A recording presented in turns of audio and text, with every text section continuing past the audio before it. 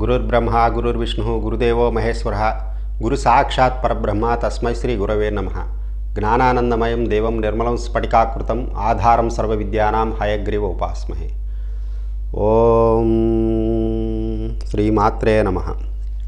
ఈరోజు ఈ వీడియోలో మనము ఆర్థిక సమస్యలకు, ఆర్థికమైనటువంటి ఇబ్బందులకు, తీవ్ర ఆర్థిక సంక్షోభంలో ఉన్నప్పుడు ఆర్థిక మరియు అనారోగ్య సమస్యలు రెండు కలిసి ఇబ్బంది పెడుతున్నప్పుడు, అలాగే స్థిరమైన ఆదాయం లేకుండా ఇబ్బంది పడుతున్నప్పుడు జ్యోతిష శాస్త్రంలో ఏ రెమెడీస్ పాటించడం ద్వారా ఈ సమస్య నుంచి బయటపడవచ్చో ఈ వీడియోలో మనం క్లుప్తంగా తెలుసుకుందాము.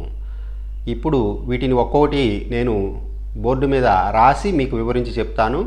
అదేవిధంగా ఆదాయం ఎవరికైనా ఏ విధంగా వస్తుంది అంటే వృత్తి, వ్యాపార, ఉద్యోగాల ద్వారా వస్తుంది.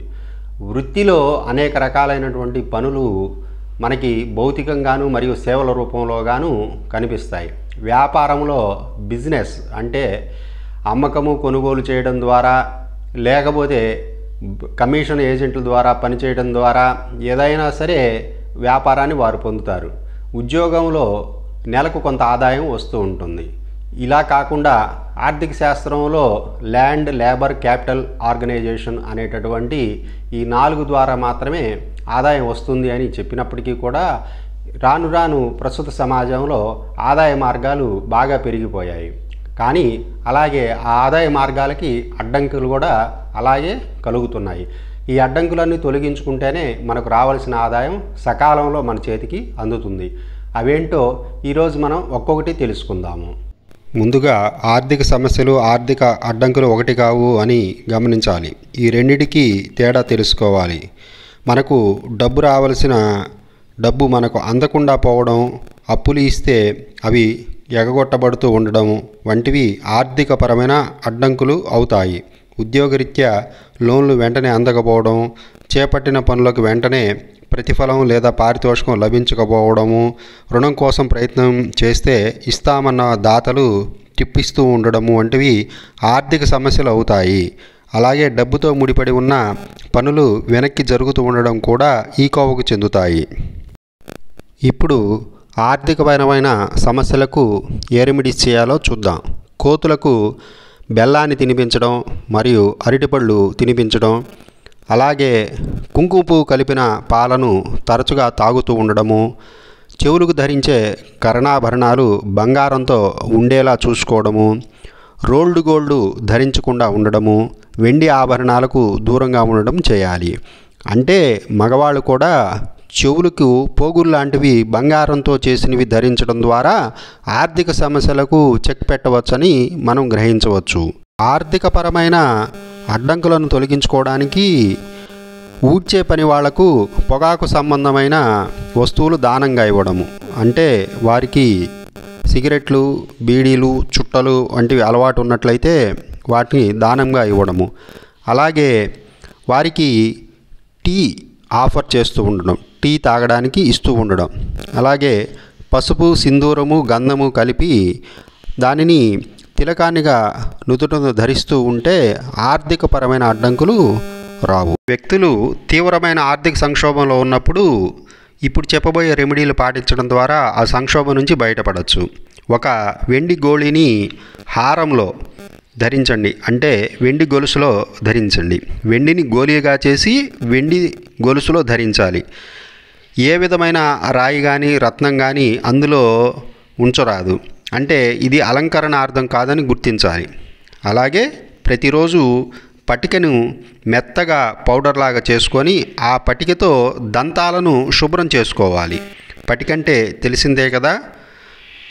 తర్వాత ఏదైనా పుణ్యనదీ జలాన్ని 16 లీటర్లు తీసుకొని వచ్చి మీ బెడ్రూమ్లో ఒక క్యాన్లో నింపి అట్టే పెట్టాలి. సీల్ చేసి ఉంచాలి. దాన్ని ఉపయోగించరాదు, అలాగే ఉంచాలి. ఆర్థిక, అనారోగ్య సమస్యలు రెండు కలిసి వచ్చి ఇబ్బంది పెడుతూ ఉంటే పుట్టగొడుగులతో నింపిన మట్టి పాత్రను ఏదైనా పుణ్యక్షేత్రంలో కానీ దేవాలయంలో కానీ ఇచ్చి రావాలి. ఎవరైనా సాధువు కనిపించి మనకు తాయితులు కానీ లేకపోతే దారాలు కానీ ఏవైనా ఉచితంగా ఇచ్చినా తీసుకోవద్దు. వాళ్ళకి తగిన ప్రతిఫలం ఇచ్చి నమస్కరించి పంపించాలి. సూర్యోదయానంతరం కాకుండా సూర్యాస్తమయం అయిన వెంటనే ఏదైనా తీపి పదార్థాన్ని ముఖ్యంగా పేదలకు పంచిపెడుతూ ఉండాలి. అలాగే మంగళవారాల్లో ఉపవాస వ్రతం చేస్తూ ఆంజనేయ స్వామిని ఆరాధిస్తే ఆర్థిక సమస్యలు, అనారోగ్య సమస్యలు రెండూ కలిసి వచ్చి ఉంటే గనక ఖచ్చితంగా తగ్గుతాయి. ధనం ఇతరుల వద్ద ఇరుక్కుపోయి ఉంటే తోలు పర్సులు కానీ బ్యాగులు కానీ మనం ఉపయోగించరాదు. వాటిలో ధనాన్ని పెట్టుకొని తిరగరాదు. సూర్యాస్తమయం తర్వాత పాలు త్రాగవద్దు.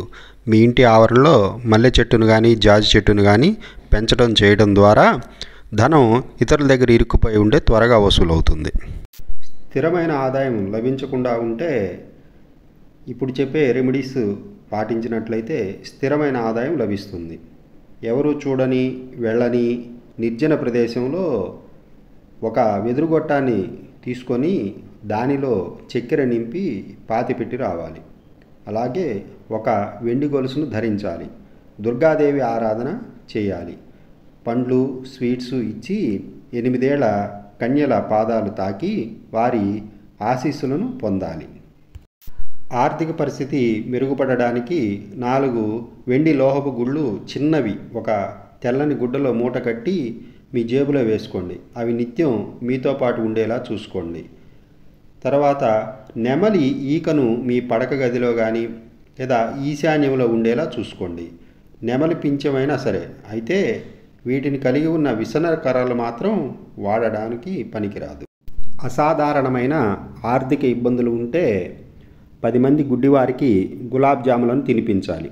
గుప్పెడి శనగలు ముందు రోజు నానబెట్టి మర్నాడు ఉదయం పక్షులకు తినిపిస్తుండాలి. ఇలా 43 రోజులు చేయాలి. వెండి గ్లాసులు సంపాదించి అందులో మాత్రమే నీళ్లు తాగుతూ ఉండాలి. నిత్యం ఒక తెల్ల టోపీని ధరించాలి. అది చర్మంతో చేసినదై ఉండకూడదు. సమస్యను బట్టి ఆ రెమెడీని చేసుకొని మనకున్నటువంటి ఆర్థిక సమస్యల నుండి త్వరగా గట్టెక్కవచ్చును.